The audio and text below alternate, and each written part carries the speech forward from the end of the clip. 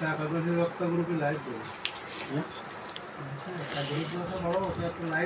যার যা লাগে একটু বলো।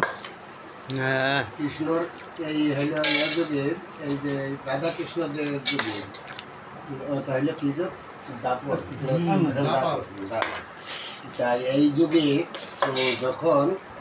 কৃষ্ণ দেখলো ইয়ে হবে ওর কিন্তু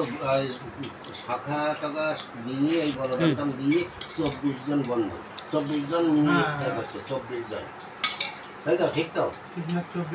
24 বন্ধু এই 24 বন্ধু নিয়ে গোষ্ঠে যেত তারপরে নাম কীর্তন করতো তারপরে কি লাঠি খেলা এক ধরনের লাঠি খেলা খেলতো এই সকালে নিয়ে তাই এই সবাই একসঙ্গে মিলিত না হলে